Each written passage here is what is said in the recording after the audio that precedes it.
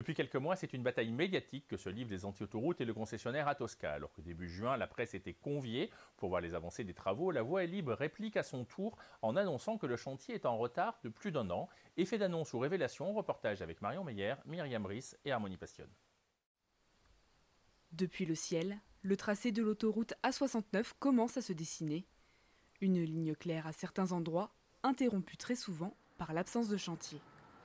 Sur cette parcelle près de Castres, les travaux d'un futur échangeur auraient déjà dû commencer depuis octobre dernier.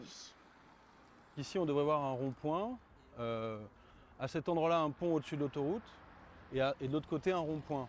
Autour, à peu près une dizaine de petits ouvrages. Et là, on en est où? On en est à des fouilles archéologiques qui se sont achevées il y a quelques semaines. Et on en est donc à des prémices de terrassement, une implantation des ouvrages. Thomas et Geoffrey sont opposés au projet d'autoroute. Ils surveillent l'avancée du chantier depuis son commencement en mars 2023. Là, on est sur le tracé de l'autoroute. Là, on dirait pas, là, clairement. Selon eux, le retard s'accumule, 1 an au total. Sur les 44 km de route à Cré, 17 seraient vierges de tous travaux, comme ici où la nature fait encore valoir ses droits. C'est vraiment une illustration des mensonges du concessionnaire qui vont nous faire croire que 100% du tracé, sur 100% du tracé, il y a des travaux. Eh bien, c'est totalement faux. Ici, il y a des zones humides. Derrière, il y a un pont qui n'a toujours pas été fait alors qu'il y a 10 mois, au-dessus du Bernazobre, il aurait dû être réalisé. Ils ont un retard considérable et je veux dire, le retour en arrière est totalement possible. 9 zones encore à déboiser, des habitants à exproprier, des fouilles archéologiques à terminer. Mais face à ce constat, le concessionnaire reste ferme.